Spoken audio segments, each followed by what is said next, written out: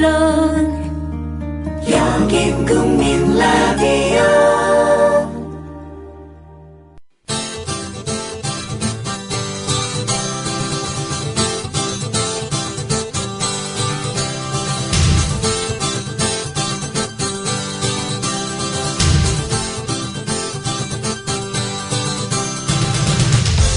투박하지만 정직하다. 비평을 비평하는 남자 서영석. 그가 바라본 세상. 사설과 칼럼을 통해 오늘을 짚어본다. 서영석의 라디오 비평. 안녕하십니까, 서영석입니다. 정부가 서울지방경찰청장, 즉 서울의 경찰청장이죠. 서울지방경찰청장의 구원수 청와대 사회안전비서관을 승진 내정했습니다. 충북 옥천 출신인 구 내정자는 지난해 12월부터 청와대에 들어가 박근혜 대통령을 보좌해 왔습니다. 지난달 25일 취임한 강신명 경찰청장도 청와대 사회안전비서관을 거쳐서 서울경찰청장에 임명됐었습니다. 결국은 청와대 사회안전비서관을 하면은 그 다음에 서울지방경찰청장이 되고 그 다음에는 전체 경찰의 총수인 경찰청장이 된다. 이런 공식을 박근혜 정부 만들어 놓은 겁니다. 대통령의 비서관이 잇따라 서울경찰청장이 된 사례는 과거 정부에서는 보기 어렵습니다. 경찰이 대통령의 친위 조직이 아니냐 이런 비판이 나올 게 뻔하기 때문입니다. 그런데 박근혜 정부는 한 번도 아니라 두 번씩이나 이런 이례적인 인사를 했습니다. 경찰 내에서조차 비판적 시각 적지 않습니다. 다른 무엇보다도 줄만 잘 서면 승진할 수 있다는 잘못된 인식을 심어준다는 그런 우려가 많습니다. 줄 잘 서가지고 청와대 사회안전비서관으로 가고 그러면은 서울지방경찰청장하고 그러고 나서 나중에 경찰청장까지 올라간다는 이런 잘못된 인식. 경찰이 뭡니까? 민중의 지팡이 아닙니까? 그러나 지금 박근혜 정권의 경찰은 박근혜의 지팡이, 박근혜의 몽둥이가 되고 있습니다. 왜 그렇겠습니까? 묵묵히 업무를 수행하는 상당수 지휘관들 상대적 박탈감에 시달리지 않을 수 없습니다. 청와대 근무 경력이 확실한 승진 통로로 여겨지면서 경찰 내에서 서로 청와대에 들어가려고 인사전쟁을 벌인다는 그런 한심한 이야기마저 나옵니다. 결국 이번 인사로 경찰의 1인자와 2인자, 즉 경찰청장과 서울경찰청장이 청와대 라인으로 짜이게 됐습니다. 경찰이 시민의 안전보다는 대통령의 안위를 신경 쓸 가능성이 다분해 보입니다. 실제 강신명이 경찰청장에 임명되면서 취임식에서 뭐라고 얘기했습니까? 각종 집회에 대해 무관용 원칙을 적용해 엄단하겠다. 즉 용서하지 않고 모조리 잡아넣겠다. 이런 이야기입니다. 그리고 불법 행위로 변질될 가능성이 현저한 경우에는 사전에 경찰력을 행사하겠다라고도 주동안에 놀렸습니다. 강신명이 청와대 사회안전비서관 하다가 줄 잘 서서 경찰청장으로 승진한 강신명이 그 얘기는 뭡니까? 불법 행위가 일어나기도 전에 그 가능성을 경찰이 자의적으로 판단해 진압하겠다는 것입니다. 이건 그야말로 87년 6월 항쟁을 통해서 이룩한 민주공화국인 대한민국이 아니라 어디 후진국의 독재적 정권의 하수인과도 같은 그따위 이야기입니다. 강신명 경찰청장, 서울청장 시절에도 민주노총 사무실 강제진입과 세월호 추모 집회 참가 시민들에 대한 토끼머리식 연행으로 비판받아 왔습니다. 지난 4년간 6명의 서울경찰청장 중 집회 시위 관련 구속 인원이 가장 많았던 때가 바로 강신명이 재임 기간이었습니다. 이어서 청와대 사회안전비서관을 하다가 다시 서울경찰청장에 내정된 구원수 경찰 내에서 경비통으로 불려서 강신명이와 같은 행보를 할 것이라는 우려가 높습니다. 경비통이 뭡니까? 박근혜 경비만 한다는 이야기입니다. 정말 놀라운 정권입니다. 새 역사를 창조하는 정권입니다. 그렇게 해서 국민을 억압하고 그 결과가 무엇이겠습니까? 라디오 비평 시작하겠습니다. 함께하고 계신 방송은 정치평론가 서영석 미디어협동조합 이사장이 진행하는 라디오 비평입니다. 지상철 조합원 신청 광고입니다. 강화대교 앞에서 개념 부부가 만드는 개념 곰탕 연지연 곰탕. 연지연이란 가마솥의 장작불로 온종일 구워내는 곰탕을 서로 나누어 이어지는 인연이란 뜻입니다. 연지연 곰탕이 민주주의를 열망하는 조합원 여러분과 국민의 건강을 책임지겠습니다. 곰탕 포장 판매는 한 팩 800g에 7,000원이며 7팩 이상은 무료 배송으로 드립니다. 연지연 곰탕은 강화대교 입구에 위치해 있습니다. 단체 주문 예약 및 포장 주문 전화번호는 010-7252-1114, 010-7252-1114, 031-989-9968. 조합원 단체 예약은 10% 할인해드립니다.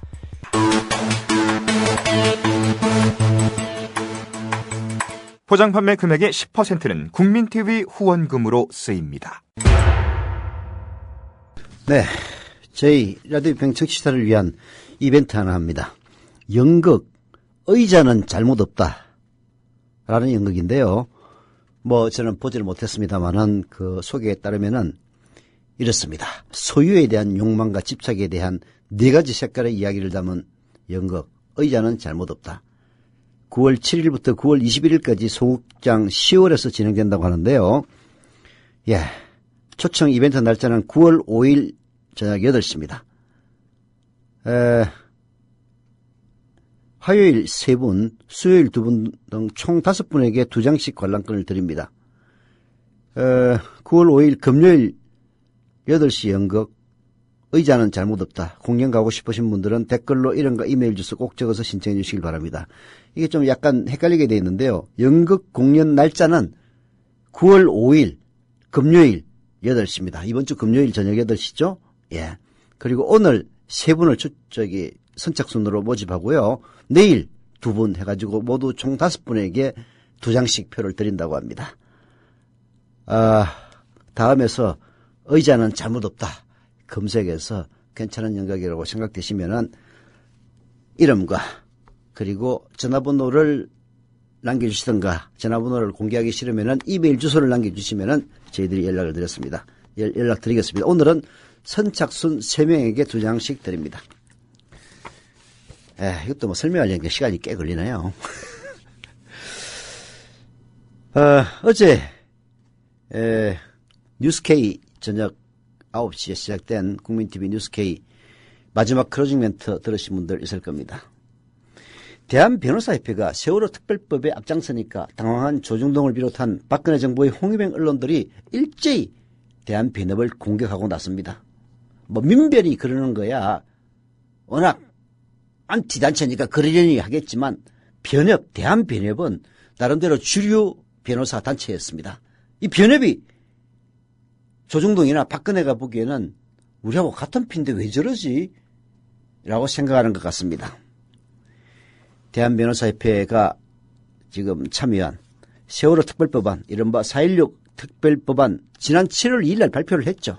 이 법안 정부 여당에서 지금 위헌적이라고 주장하는 수사권과 기소권 보장 방안을 담고 있습니다. 그리고 2달을 흘렸습니다. 과거 대한변협 회장을 지낸 70대 80대 원로 변호사들이 오늘 대한변협을 항의 방문했는데요. 어제죠 사실은. 2달 다 되도록 뭘 하다가 이제 나섰는지는 모르겠지만 이 항의 방문을 그야말로 조중동은 대문짝만하게 보도하면서 대한변협을 공격하고 있습니다. 근데 그 7명은 몇 명을 보니까요. 그중 4명. 보니까 박정희 정권 치하에서 공화당 국회의원을 지낸 김두현 전 회장, 박종철 고문치사 사건과 관련해 경찰 총수의 변호를 맡았던 박성서 전 회장, 전두환 전 대통령과 사이가 각별해서 전두환 사등기업의 사회이사로 영입되고 전두환 일가의 각종 소송을 맡았던 신영무 전 회장, 이런 사람들이 포함되어 있었다고 합니다. 역시 독재 정권하고 붙어먹었던 인간들이 있죠. 왜 그렇겠습니까? 오늘은 첫 칼럼으로 경제 문제에 대해서 얘기를 해야 될 것 같습니다. 이거 정말 심각한 문제입니다. 심각한 문제예요. 투기문을 활짝 열어젖힌 부동산 대책을 발표하면서 경제 살리기라고 강변하고 있는 이 정권. 오늘 한겨레신문이 투기문을 활짝 열어젖힌 부동산 대책 사설로 비판하고 있습니다. 국토교통부가 어제 주택시장 활력 회복 및 서민주거 안정 강화 방안이라는 제목으로 부동산 시장 활성화 대책을 발표했다. 이번 대책은 공급 규제 완화를 통한 시장 활성화에 방점을 두고 있다. 주택시장으로 돈이 몰리도록 유도해 내수 경기를 띄우겠다는 의지가 뚜렷하다. 하지만 집 없는 서민들의 고통을 덜어줄 방안은 잘 보이지 않는다. 자칫 국지적으로 투기 바람을 일으키고 자산 양극화만 심화시켜 국민 경제 전반에 나쁜 영향을 줄 것이라는 우려가 적지 않다. 이번 대책 내용을 자세히 보면 그동안 건설업계와 부동산 사업자 쪽에서 줄기차게 요구해온 민원을 한꺼번에 해소해준 듯한 느낌이 든다. 집을 투자의 수단으로 여기거나 이미 여러 채 가진 계층에도 희소식이 될 듯하다. 가장 눈에 띄는 대책은 서울의 오래된 아파트에 대해 재건축 추진 요건과 절차를 대폭 완화하겠다는 것이다. 도심 재개발과 재건축의 임대주택과 소형주택 의무 비율 규제는 아예 없애기로 했다. 재개발, 재건축의 사업성을 높여주려는 조처다. 한마디로 보면요, 정부가 안전에 큰 문제가 없는 아파트까지 부수고 다시 짓도록 권장하는 내용입니다. 이렇게 하면 오래된 아파트가 밀집해 있는 서울의 강남이나 목동 같은 곳은 재건축 기대이익이 커지게 됩니다. 이미 집값이 비싸고 상대적으로 소득 수준도 높은 이곳의 집주인들, 이번 대책으로 가장 큰 혜택을 보는 셈입니다. 부동산 업계에서는 강남발 투기 바람의 재현을 예상하는 것도 바로 이 때문입니다. 재건축 요건을요, 현행 40년에서 30년으로 완화시키면은 80년대에 강남에 우후죽순으로 지어졌던 그 아파트들 다 재개발할 수가 있습니다. 그러면은 거기 집 갖고 있는 부자들 또 한번 배불려 주는 거예요. 근데 더 웃기는 것은 아파트 대단지로 지으면은 반드시 지금 들어가는 것이 임대주택입니다. 아마 무슨 기름 레미안 몇 단지 은평 뉴타운 그런 데 가보면은 구석탱이에 조그맣게 하나 있을 거예요. 그거 다 임대주택입니다. 아파트 지으면은 의무적으로 임대주택을 짓게 만들어 놨거든요. 그 임대주택에 누가 들어갑니까? 물론 그것도 돈 있는 서민들이긴 합니다만은 그나마 서민들 몫입니다. 또한 아파트의 소형주택 의무 비율이 반드시 있습니다. 몇 %까지는 25평, 전용 면적 25평, 즉 30평형대 미만으로 지어야만 합니다. 그런 집을 지으면 누가 그 집에 입주하겠습니까? 결국은 이제 갓 사회생활을 시작한 젊은 사람들이나 아니면 돈 없는 서민들이 들어갈 수밖에 없습니다. 그런 것들을 만들어 놓으면 강남에 재건축하면 집값 떨어진다고 집 있는 부자들 참 잔인하게 항상 민원을 제기해요. 그런 거 다 해결시켜 준 겁니다. 무주택 실수요자에게 유리하도록 설계되어 있는 주택청약제도 또한 다주택자에게 유리하도록 바꿉니다. 민영주택의 무주택 가구의 세대주에 대한 청약 가점제는 완화하면서 두 개 이상의 주택을 보유하고 있는 사람들에 대한 감점제도 폐지합니다. 결국은 집부자들에게만 혜택을 주겠다는 이야기입니다. 다주택 보유자의 신규 분양시장 진입장벽을 완화함으로써 아파트 분양시장의 열기는 높아질 수 있습니다. 그러나 신규 분양주택의 무주택자 우선 공급 원칙 대폭 후퇴하는 겁니다. 이게 이런 거예요. 대한민국의 주택 구조는 이렇습니다.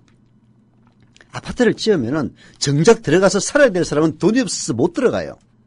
그러나 돈 많은 사람들은 아파트를 여러 채 살 여력이 됩니다.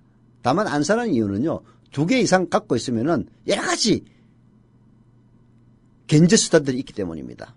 팔면은 양도세를 왕창 물리고, 그래서 주택을 투기의 수단으로 삼지 못하도록 견제를 해왔던 겁니다. 그래야 주택이 실소유자에게 갈 것 아닙니까? 그런데 그걸 대폭 완화해가지고 이제 있는 놈들 집을 100채 20채 갖도록 대폭 완화하겠다는 겁니다. 그렇게 되면은 결국은 진짜 집 없는 사람들 집 가질 가능성 더 떨어지고 비싼 임대료 내고 결국은 전세 살든가 월세 살 수밖에 없는 이런 구조로 가자는 겁니다. 정부 이번 대책은 주택 구입에 따른 기대 이익을 높여서 거래를 활성화하는 데 초점을 맞추고 있습니다. 서민 주거 안정 방안으로는 말로는 2017년까지 임대주택 8만 가구를 공급하겠다 합니다. 하지만 부동산 투자 신탁, 즉 리처 등 민간 자본에 대한 의존도가 높아서 실효성 의심스럽습니다. 아니, 강남에 아파트 재건축하면서 임대주택 들어오면은 집값 떨어진다고 반대해서 그거마저 없애는 그런 민간업자들이 8만 주택이라고 8만 가구라고 목표만 세워놓으면 짓겠습니까? 전세주택의 빠른 월세 전환에다가 치솟는 전월세값 등으로 당장 서민 주거난이 심화되고 있는 이런 현실에 비춰보면 정부 대책은 오로지 집부자들 배불려 주겠다는, 그래서 정말로 집이 필요한 사람들에게는 전혀 대책이 안 되는 한가한 대책, 그거를 최경환이가 무슨 최경환 노믹스 운운하는 걸 보면요, 참 기가 막힐 일입니다. 대한민국이 어떻게 거꾸로 돌아가는 것인지. 우리 밴드에 전주에 오신다고 공고를 내셨더라고요. 그래서 식사를 대접 한번 했으면 좋겠다라고 하셔서 흔쾌히 제가 식사 준비는 하겠다라고 말씀을 드려가지고. 세월호 유가족이 6.5kg의 십자가를 들고 안산에서 진도로, 진도에서 대전으로 가던 길. 함께 동행하기도 했고 길목마다 식사를 대접했던 따뜻한 이웃이 있었습니다. 바로 미디어 협동조합 조합원이었습니다. 그 가운데 한 명, 전주에서 음식점을 운영하는 조합원 수정원 님입니다. 상황버섯 닭백숙하고요. 그 한우 전문점을 하시는 분이 그분께서도 불고기를 협찬해 주시고 해가지고 이제 밥이랑 해서 반찬 이렇게 싸서 제가 좀 보내드린 적이 있고요. 하루빨리 특별법이 통과가 돼서 진상규명이 이루어져서 유가족들의 가슴 아픈 그런 부분들을 빨리 풀어드려야 된다라고 생각하고 있습니다. 착한 사람들이 만드는 아름다운 공동체 미디어 협동조합에 여러분을 초대합니다. 미디어 협동조합 홈페이지 국민.tv 또는 서울전화 3144-0933 서울전화 3144-7737로 신청하실 수 있습니다.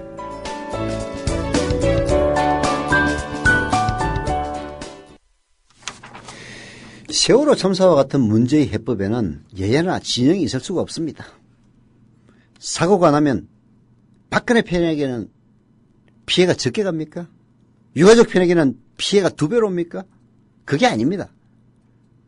그래서 세월호 참사에 대한 진상을 제대로 규명하고 그리고 대책을 확실하게 마련하고 그리고 세월호 참사에 대한 책임 있는 자들을 확실하게 처벌해야만 앞으로 그런 사고, 그런 참사 예방할 수가 있기 때문입니다. 세월호 특별법이 통과되면 특정한 사람에게 특별히 유리하거나 특별히 불리한 게 아닙니다. 다만 박근혜 대통령 무능함이 드러나서 좀 쪽팔릴 뿐입니다. 그런데도 불구하고 이런 보편적인 국민 상식이나 국민의 여론보다는 지지층 여론이 더 중요하다면서 진영 논리를 들이대고 있는 새누리, 거기에 편성하는 박근혜 정권의 홍위병 언론들, 정말 니들은 집권당 자격도 없고 니들은 언론 자격도 없다 이렇게 얘기하고 싶습니다. 그래서 미디어협동조합 국민TV 같은 언론 더 크게 성장을 해야 됩니다. 그러려면 조합원으로 가입 많이 해주셔야 됩니다. 요즘 조합원 가입해달라 호소 별로 안 했는데요. 자본과 권력으로부터 자유로운 진짜 공정언론 국민TV 조합원 되어주십시오. 조합원 되고 싶으신 분들은 국민TV 홈페이지 kukmin.tv 국민.tv로 들어오셔서 맨 위쪽에 있는 조합원 가입 신청 클릭하시면 됩니다. 인터넷 사용이 불편하신 분들의 경우에는요. 미디어협동조합 사무국 02-3144-7737 02-3144-0933으로 전화하시면 직접 친절하게 가입시켜드립니다. 자, 조합원 가입 가자고요. 광고 끝났습니다. 이것도 광고입니다. 한국일보에서 자사적으로 지키자고 법을 고치려는 황당한 교육부라는 사설로 황우여를 비판했는데요. 서울시 교육감 조혜연 씨 자사고 다시 평가를 해보니까 이거 기존에 미달하는 자사고가 한두 개가 아니에요. 자사고 등록금 엄청나게 비싸게 받는 데입니다. 그래서 규정에 따라서 없앤다고 하니까 황우여가 뒤로 자빠지면서 법을 바꿔서라도 자사고를 폐지할 수 있는 권한을 교육감으로부터 교육부 장관에게로 뺏어오겠다고 나서고 있는데요. 진짜 황당한 짓거리입니다. 교육부가 시도교육감이 자율형 사립고를 지정 취소할 경우 교육부 장관과 협의하도록 한 초중등교육법 시행령을 개정하겠다고 밝혔다. 자사고와 특목고를 지정하거나 지정 취소하는 경우 사전에 교육부 장관의 동의를 받도록 법안을 바꾼다는 것이다. 아닌 밤중에 홍두깨 격으로 느닷없고 황당한 조치가 아닐 수 없다. 현행법은 교육부 장관과 협의하도록 되어 있습니다만은 그 권한은 교육감에게 부여되어 있습니다. 당연한 거죠. 교육부 장관은 말하자면 행정의 수장일 뿐입니다. 교육에 대해서는요, 그 시도 교육감이 책임을 지는 겁니다. 그래서 자사고든 뭐든 그 지정을 취소할 경우에는 반드시 교육감이 책임을 지고 하도록 되어 있는 겁니다. 그렇게 법에 규정되어 있는데 교육부 장관의 동의를 얻도록 바꾼다. 즉 교육부 장관이 동의하지 않으면 지정을 취소할 수 없도록 사실상 교육부 장관이 권한을 행사하겠다는 쪽으로 바꾸겠다는 겁니다. 의미 없는 일입니다. 교육부의 이런 방침은 서울시 교육청이 어제 서울의 자사고 14개 교 가운데 8개 교가 재지정 기준에 미치지 못했다는 평가 자료를 공개한 직후 나왔다. 지난달부터 실시한 교육청의 자사고 평가에서는 8개 교가 기준 점수인 70점을 넘지 못했다. 현행 법령에는 100점 만점의 평가에서 70점을 넘지 못하는 자사고는 강제로 일반고로 전환하도록 돼 있다. 이게 규정에 나와 있는 겁니다. 그래서 전환하겠다고 했더니 교육부 장관이 동의하지 않으면 안 된다. 즉 점수가 기준을 넘지 못한 학교도 계속 자사고로 둬야 된다. 무슨 로비를 받았습니까? 황후야? 교육부의 계획은요. 교육자치 취지를 정면으로 거스르는다는 점에서 우려되는 바가 큽니다. 1991년 제정된 지방교육자치에 관한 법률에는 국가 및 지방자치단체는 교육의 자정성 및 전문성과 지방교육의 특수성을 살린다라고 명시되어 있습니다. 역대 정부는 이것을 근거로 해서 초, 중, 고교와 대학의 자율화를 지속적으로 확대해왔습니다. 이런 기조에는 이명박 정부 때도 이어져 초, 중, 고교에 대한 교육부 장관의 포괄적 장학지도권까지 폐지됐습니다. 교육의 다양성과 창의성을 살리기 위해서는 정부의 간섭과 통제를 최소화해야 한다. 이런 명제 어느 정부든 확고하게 유지되어 온, 심지어 이명박 정부에서도 유지되어 온 원칙이었습니다. 이런 배경에서 볼 때 자사고와 관련된 교육부의 태도, 황후의 오만 방자한 태도는 다분히 감정적으로 보입니다. 마음에 들지 않으니 판을 깨자는 얘기밖에 안 됩니다. 6.4 지방선거에서 진보교육감이 대거 당선되자 교육감 직선제를 폐지하자고 주장했던 것과 다를 바가 전혀 없습니다. 현행 법령에 규정된 대로 자사고 문제는 교육감과 교육부 장관의 협의를 통해서 얼마든지 해결할 수가 있습니다. 서로 갈등이 있더라도 대화를 통해 풀어야지. 그래야 교육자치라는 근본 원칙을 훼손하면서 법을 풀어야 하는데 교육자치라는 근본 원칙을 훼손하면서 법을 고치려 드는 발상, 진짜 박정희식 발상입니다. 황후야, 박근혜 정권의 교육부 장관이 되니까 당신 위에 있는 대통령이 박근혜가 아니라 박정희로 보입니까? 교육부가 서울시 교육청의 자사고 재평가 결과에 대해 동의 여부를 검토하지 않고 반려한다는 것도 속 좁은 처사다. 교육청의 평가 결과에 문제가 있다면 조목조목 사유를 들어 반박하고 협의하여 해법을 찾아야 한다. 아예 검토 자체를 않겠다는 것은 직무유기를 넘어 유치한 감정 대응이 아닐 수 없다. 황우여 교육부 장관은 인사청문회에서 자사고가 본래 설립 목적과 건학 이념에 충실하게 운영되고 있는지 살펴보겠다고 말했다. 그러기 위해서는 서울교육청의 평가 결과부터 꼼꼼히 살펴보는 게 우선이다. 처음부터 법을 바꾸겠다니, 서류를 반려하겠다느니 하는 것은 스스로 정당성에 손상을 끼칠 뿐이다. 청취자 여러분들도 교육에 좀 관심을 가져야 됩니다. 자기 자녀들이 초중고, 대학을 졸업하고 나면은 전혀 교육에 관심이 없는데요. 그렇지 않습니다. 교육은 국가 백년지 대계고요. 지금 당장 내 자식뿐만이 아니라 내 자식의 자식들, 그 자식의 자식들에게까지 이어지는 정말 중차대한 문제입니다. 황우여의 만행, 이런 식으로 가다가는 대한민국 교육 말아먹을 인간 바로 황우여가 될 겁니다.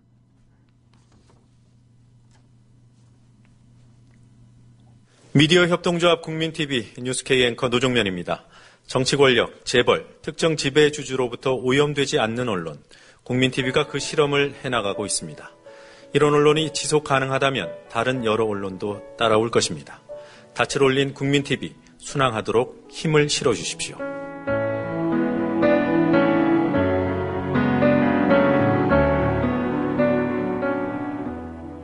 월 11,000원의 조합비 납입. 조합원 여러분의 많은 동참을 바랍니다. 자동납부는 미디어 협동조합 홈페이지 국민.tv 또는 서울전화 3144-0933, 서울전화 3144-7737로 신청하실 수 있습니다. 여러분에게 언론혁명으로, 그래서 자부심으로 보답하겠습니다. 광고하겠습니다. 오해숙 생활단식 광고입니다. 다이어트도 좋고 건강에도 좋고 무엇보다도 생활 속에서 단식을 할 수 있다는 점이 좋습니다. 단식원에 들어가려면은 최소한 열흘 이상 자기 업무를 중단할 수밖에 없는데요. 생활단식은 그런 단점이 없습니다. 오해숙 생활단식, 이 광고를 통해서 단식하는 분들에게는 국민TV 조합원일 경우에는 5만원 정지까지 해준다고 하네요. 문의전화 010-2013-8575, 010-2013-8575 오해숙 생활단식으로 연락 주시면 됩니다. 게시판을 보니까요, 아주 활발하게 글이 많이 올라오고 있는데, 지럴님이 방금 사용료 납부했습니다. 기분 좋습니다. 라고 써주셨네요. 주말 멀리서 저를 봤다고 하네요. 주말에 멀리서 봤다면 아마 청주에서 뵌 것 같습니다. 양털님이 어제 국민TV 뉴스를 보고 있는데 7살짜리 조카가 고모부, 경찰은 우리를 지켜주는 사람 아니야? 왜 사람들을 밀어? 라고 물어보는데 참 부끄러웠다면서 이럴 땐 어떻게 설명해야 되느냐라고 물으셨는데요. 이러시면 됩니다. 대통령을 잘못 뽑으면은 경찰들이 저러는 것이란다. 대통령을 잘 뽑으면은 경찰들이 진정하게 우리 국민들을, 시민들을 위한 지팡이가 될 거야. 너도 나이 들면은 꼭 투표해라. 이렇게 얘기해 주시면 됩니다.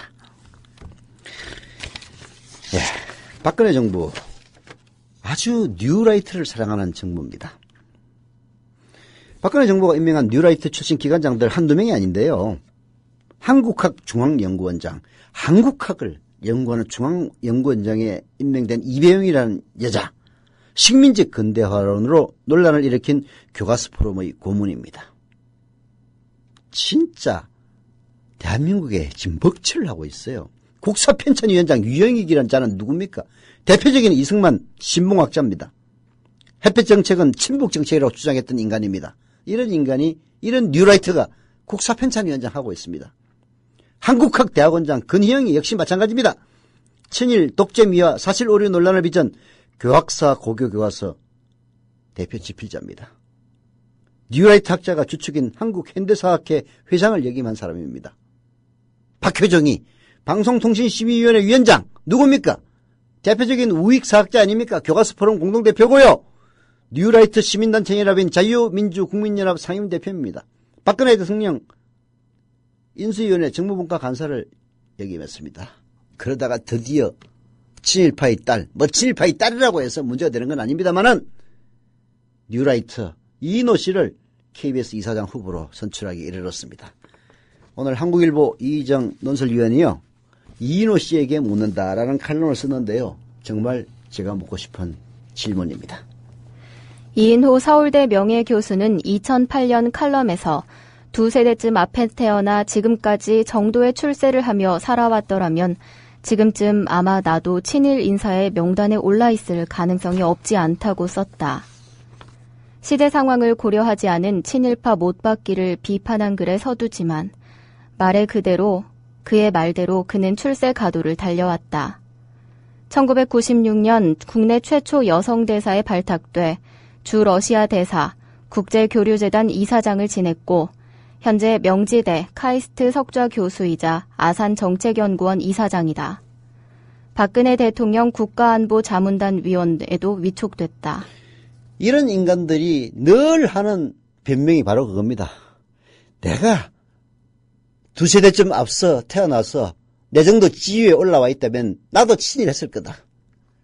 친일하는 건 다 이유가 있는 거고 나름대로 변명할 여지가 있는 건데 그렇게 친일파를 비난하지 말아달라, 이런 주문입니다. 정말 웃기고 있는 이야기입니다.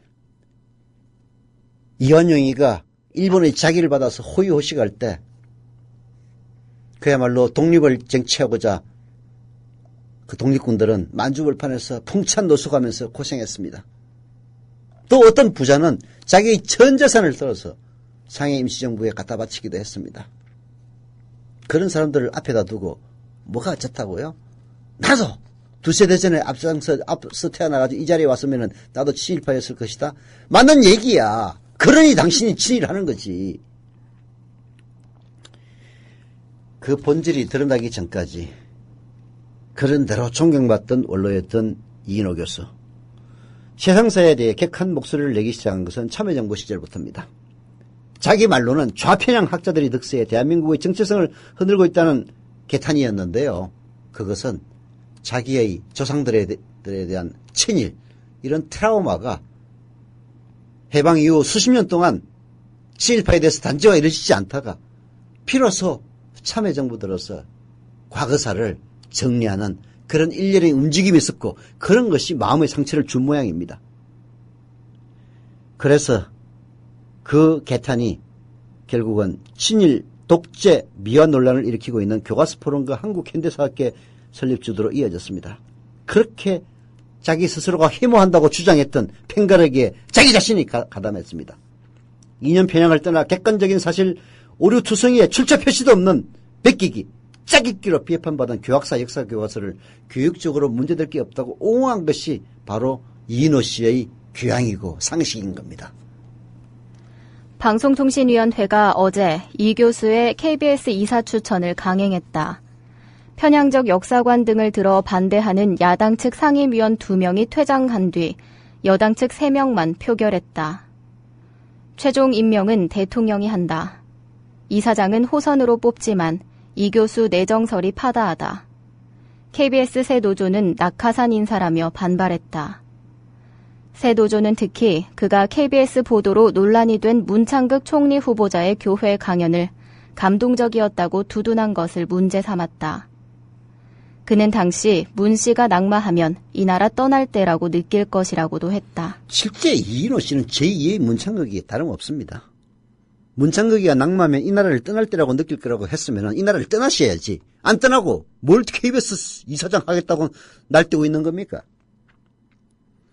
이런 상식을, 이런 잘못된 상식을 상식이라고 주장하는 이인호 교수, 역사관 시비할 가치도 없다고 생각합니다. 다만 지각과 염치를 강제해온 이인호에게 묻고 싶습니다. 공영방송 이사선임을 충분한 검증과 협의도 없이 작전하듯이 밀어붙이는 게 온당합니까?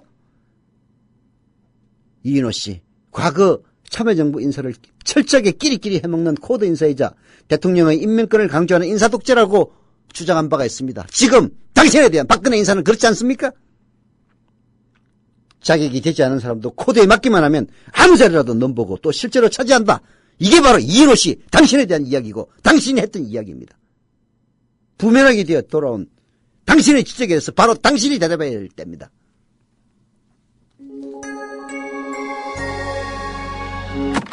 삼성이 국민라디오에 광고를 준다고 한 적은 없습니다. 그러나 하더라도 안 받겠습니다. 삼성 광고 받고 마시간 언론이 많기 때문입니다. 삼성이 자기들에 대해서 비판적인 기사를 쓴다고 해서 광고를 주지 않고 의도적으로 경영을 악화시키려는 그런 저희를 명백하게 드러내고 있는 것이 지금 현실입니다. 그러나 삼성 아닌 다른 분의 광고는 환영합니다. 월 통산 1,500만여 다운로드의 국민라디오, 국민TV 팟캐스트, 수십만에 이르는 국민라디오, 국민TV 생방송 프로그램, 삼성이 못 누리는 탁월한 광고 효과, 바로 당신이 누릴 수 있습니다.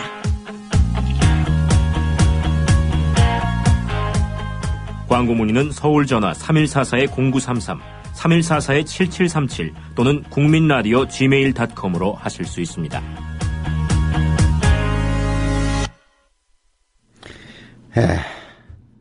오늘 순천 광장신문 발행인인 김계수 씨, 현직 농부이기도 합니다. 오늘 한겨레신문에 아들에게 보내는 편지를 썼는데요.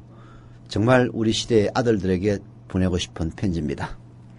요즘 언론에서 하루가 멀다 하고 쏟아지는 군대 내 폭력 사건과 총기 사고들을 보면 아비는 가슴을 쓸어내린다.